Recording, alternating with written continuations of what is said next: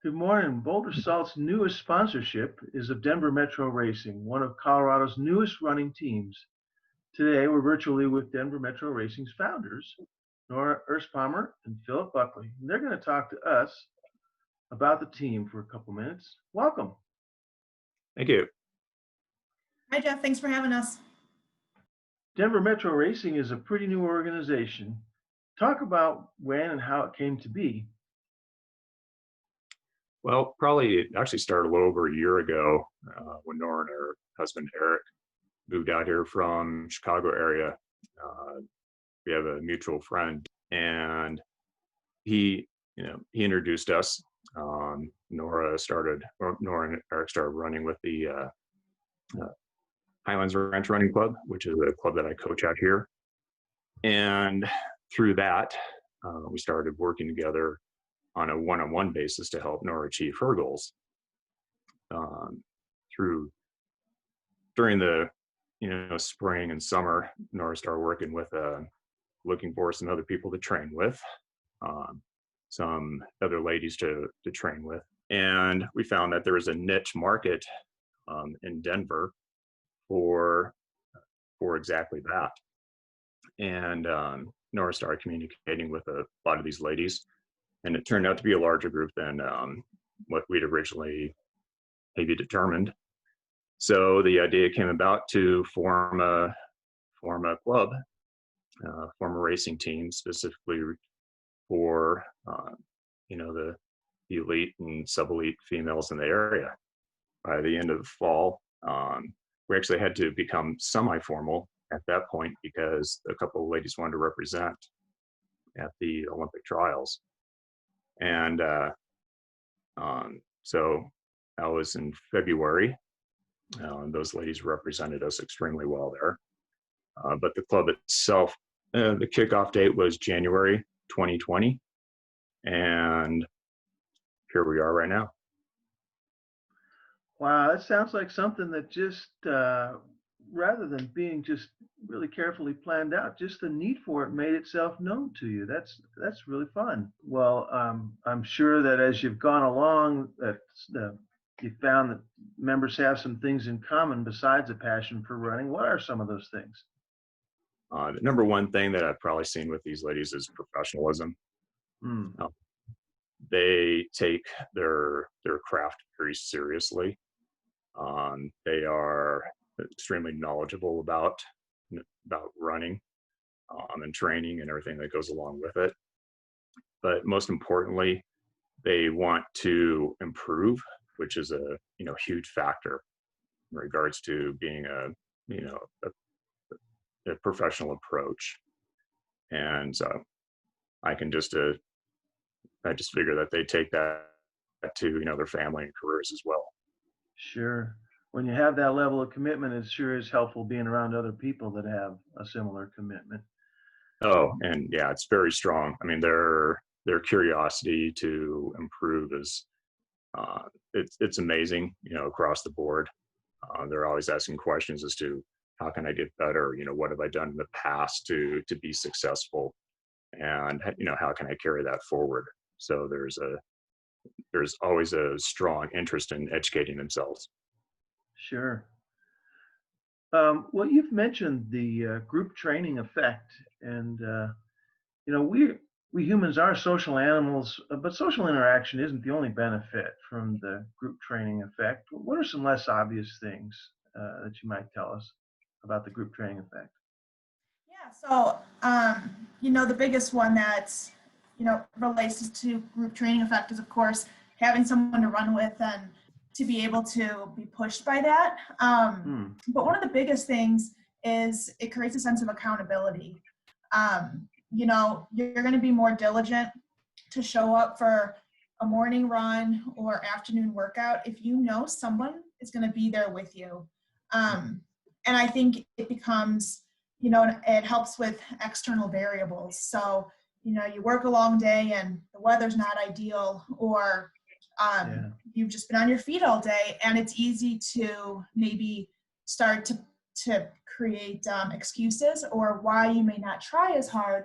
But if you know that your teammate's going to be there and they're on the same boat as you, it forces you to maybe shift that mindset and to give more than maybe you anticipated. And I think that's really important from an endurance, sport perspective, because when you hit race day, the conditions are what the conditions are. So you have to start creating that mindset, but also having people to help support that shift is really powerful. And a second thing is that I think it creates a sense of positive competitiveness. Some people may think that you shouldn't be competitors with your own teammates, but I think you can if it's in a really positive, healthy way. So, for example, maybe you're finishing a workout with somebody and you're both doing great, and maybe you're pushing the envelope. That's a positive. Or perhaps, let's say you're fading back in a workout or a long run. We're competitors, and maybe it's that little extra push just to say, okay, I'm gonna go run with Nora because I can, or I want to be with her. So I think that's a really cool concept. And one of the other things that I think, Phil and I have already seen this in just a few months we've been around, but we're starting to see that a lot of the ladies have similarities in terms of like experiences or obstacles, whether that's how to manage work-life balance and raising a family, or GI issues or fueling complications. Several of the ladies have realized that they are in very similar situations, and they're sharing resources and insights, and that is going to help the group as a whole to get better, and they're applying that to their training. Well, that's really a pretty much segue into something else I want to talk to you about, is because you certainly attract elite athletes, and many members, though, also have significant family and work obligations that our viewers can relate to. It's challenging enough for an individual to maintain a serious training regimen. What kinds of things do you do to make sure the team does get enough time together? Well, that's a great question, only because we kind of, along with everybody else, we kind of got slammed into a wall here with the COVID situation. Yeah. We just really started getting into a rhythm, into having organized workouts and the group meeting, not just for runs, but for other situations, even just like for personal training education along those lines.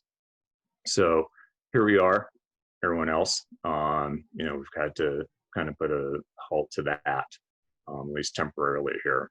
So the plan here coming up, just like any other group, once the restrictions are released a little bit, is to do the organized workouts and runs, and have that communication going on there.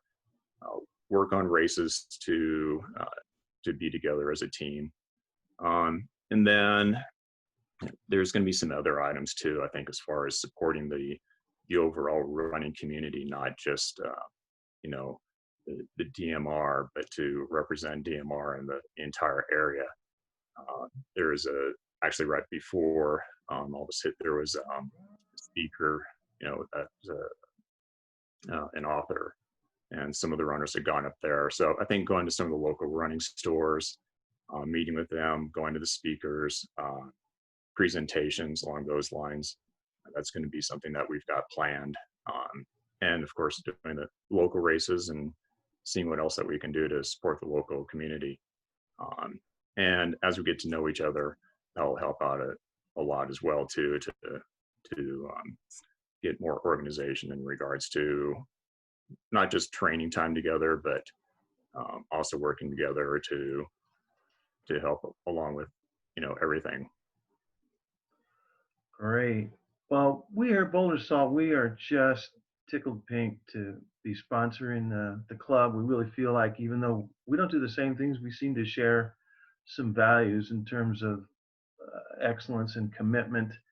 And please take a moment just to tell our viewers how you learned about Boulder Salt, and whatever you want to talk about your experience with the product so far. Yeah. So I'll explain my personal experience with the product here and how it came about. It doesn't have a great start, but it became very educational and a lot of positive things came out of it.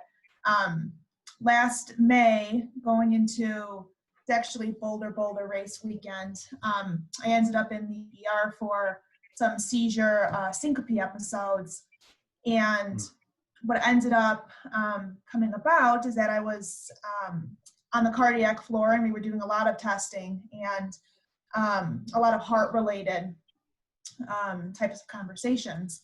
And, you know, there's still some uncertainties as to what actually was the cause of that. But, you know, one thing that came to light was electrolytes. And, you know, during my visit at the hospital, my heart rate was dipping down into the low to mid 20s. And even as an endurance athlete, that's very, very low. So I began to have conversations with the cardiologist, and he was asking about my electrolyte intake and my water intake. And, you know, as a runner, I carry my water bottle around just like most. And I think I'm hydrated and whatnot. And I, you know, sure, I would take electrolyte drinks in from a replenishment standpoint, but I was very unaware that it was correlated to heart rate.